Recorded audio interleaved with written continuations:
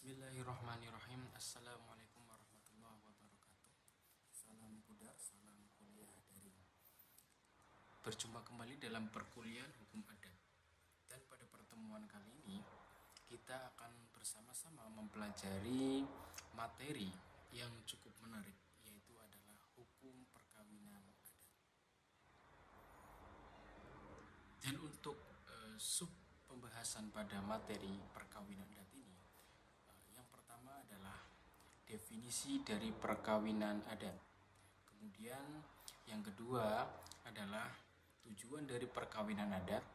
Kemudian yang selanjutnya yang ketiga adalah sistem perkawinan adat. Kemudian ada bentuk-bentuk perkawinan adat. Dan yang terakhir adalah larangan dalam perkawinan adat. Selanjutnya definisi dari perkawinan, di mana perkawinan itu merupakan bentuk dasar dari kata kawin, ya. Menurut Van Gennep, di mana perkawinan itu merupakan suatu proses perubahan status kemandirian seorang laki-laki dan seorang perempuan yang pada awal mulanya mereka itu hidup tidak bersama, ya, saling terpisah.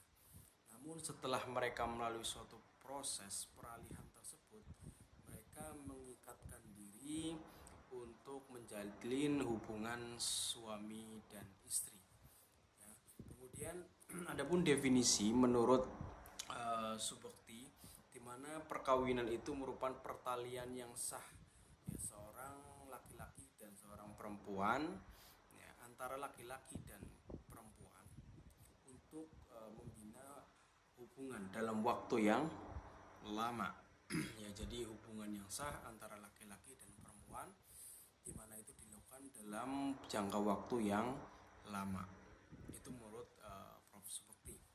Kemudian menurut Setiono Prawiro Hamijoyo, di mana perkawinan itu adalah persekutuan hidup yang terjadi antara laki-laki dan juga perempuan yang disahkan secara formal dengan undang-undang dan pada umumnya bersifat religius.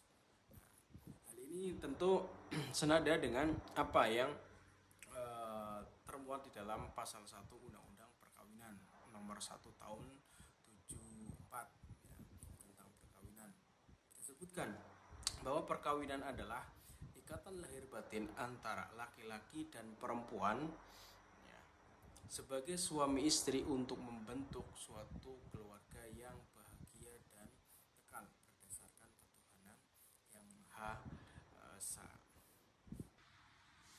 Selanjutnya adalah perkawinan adat, di mana perkawinan adat itu adalah suatu pertalian ataupun juga perjanjian antara perempuan dan laki-laki yang dilangsungkan menurut tata cara, norma, dan aturan yang berlaku pada masyarakat hukum adat.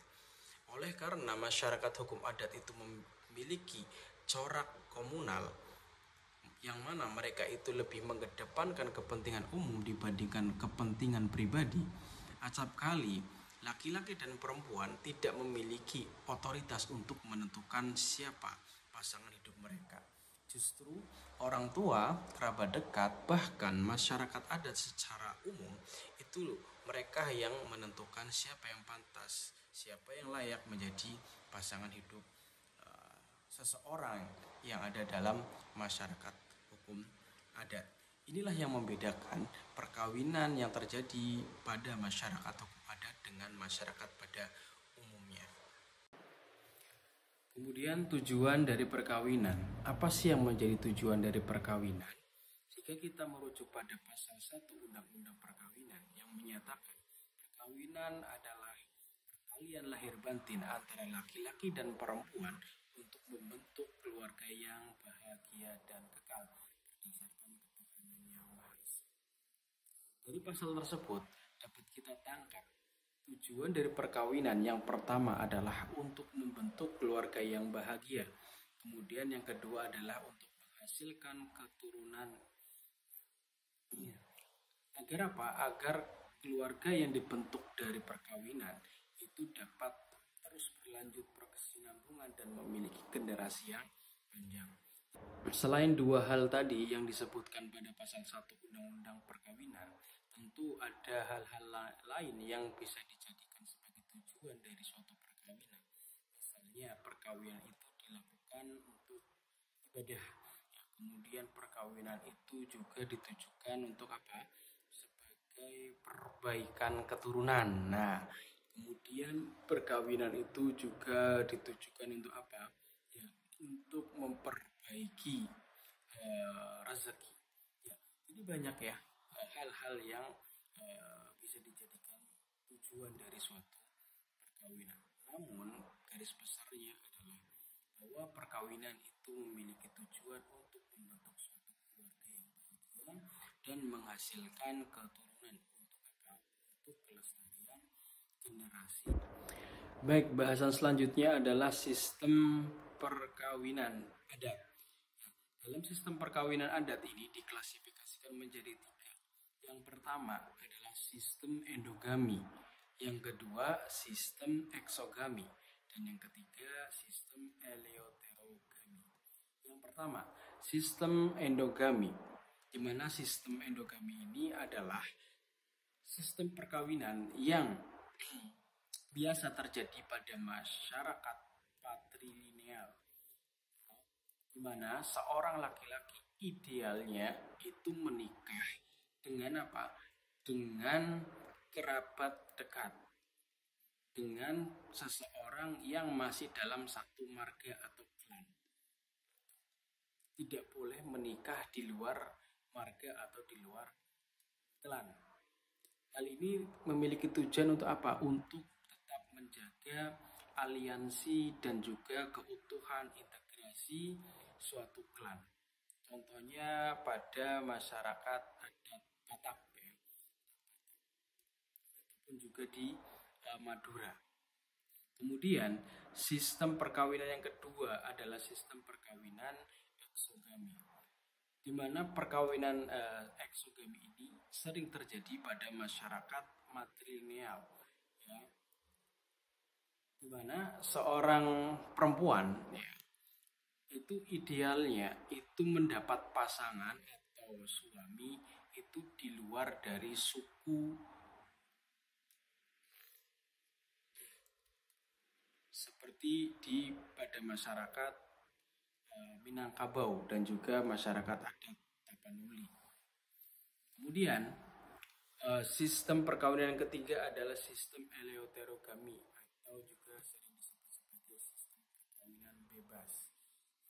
Di mana sistem perkawinan ini sering terjadi pada masyarakat bilateral atau parental seperti masyarakat Jawa, Sunda, Papua, ya, di mana tidak ada ketentuan-ketentuan bahwa dalam memilih suatu pasangan, ya, dalam memilih pasangan itu harus dari dalam atau dari luar komunitas itu, ya.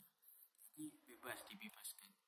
Namun ada larangan-larangan ya dalam sistem eleoterogami, yaitu adalah tidak boleh menikah ya dengan seseorang yang masih memiliki hubungan pertalian darah atau hubungan persaudaraan. Ini hal-hal yang tidak boleh dilakukan pada perkawinan eleoterogami. Untuk selanjutnya adalah bentuk-bentuk perkawinan. Bentuk perkawinan pada masyarakat adat ini ada bentuk perkawinan jujur dan ada juga bentuk perkawinan semendung. Yang pertama, bentuk perkawinan jujur ya, di mana bentuk perkawinan jujur ini sering terjadi pada masyarakat patrilineal. Apa itu masyarakat patrilineal? Masyarakat patrilineal adalah masyarakat yang menarik garis keturunan dari ayah atau bapak. Ya, jadi sistem perkawinannya adalah sistem perkawinan endogami. Perkawinan jujur ini adalah seorang laki-laki yang kemudian memberikan jujur. Jujur ini bisa berupa uang, bisa berupa barang, bisa berupa benda-benda pusaka ataupun yang lainnya. Dan itu diberikan kepada keluarga perempuan. Dan jujur ini tidak untuk dimiliki seorang perempuan, tapi diberikan kepada keluarga perempuan. Ini Ini berbeda dengan mahar. Kalau mahar itu kan diberikan kepada perempuan untuk dimiliki perempuan. Tapi kalau jujur ini justru diberikan kepada keluarga perempuan untuk menggantikan posisi istri. Ya. Karena ketika perkawinan jujur ini terjadi, ya maka istri itu akan masuk ke keluarga laki-laki dan si istri menggunakan nama marga dari laki-laki, tidak lagi menggunakan marga asal. Untuk itu jujur itu diberikan kepada keluarga perempuan yang fungsinya adalah menggantikan posisi dari perempuan. Itulah yang terjadi pada perkawinan. Selanjutnya adalah bentuk perkawinan semendo, di mana perkawinan semendo ini perkawinan yang sering terjadi pada masyarakat matrilineal, di mana masyarakat matrilineal ini adalah masyarakat yang menarik garis keturunan dari ibu atau mama, yang mana ini terjadi pada masyarakat Tapanuli dan juga Minangkabau, suku Minangkabau. Dalam hal ini, seorang perempuan justru memberikan namanya semendo atau sesuatu kepada laki-laki atau keluarga laki-laki. Hal ini berkebalikan dengan bentuk perkawinan jujur. Kalau jujur yang memberikan adalah laki-laki kepada keluarga perempuan, sedangkan bentuk perkawinan semendo ini justru seorang perempuan atau dari keluarga perempuan memberikan suatu benda atau suatu barang atau bentuk uang kepada keluarga laki-laki. Nah, ketika bentuk perkawinan semendo itu terjadi, maka laki-laki itu akan hidup bersama dengan keluarga istri. Dan ini memiliki akibat hukum apa? Akibat hukum kedudukan seorang perempuan itu lebih tinggi, lebih prioritas dibandingkan laki-laki pada masyarakat matrilineal. Dan juga ini juga berdampak pada hukum kewarisan dan lain sebagainya. Larangan dalam perkawinan hukum adat. Apa saja sih faktor yang melatar belakangi dilarangnya suatu perkawinan pada masyarakat adat? Faktor yang pertama itu adalah faktor kedudukan. Strata sosial seringkali menjadi penentu boleh tidaknya perkawinan itu dilakukan. Misalnya dalam masyarakat adat Jawa yang sangat memperhitungkan 3 hal. Yang pertama adalah bibit, bebet, dan bobot. Apakah ini seimbang, setara, atau bahkan sebaliknya? Gitu.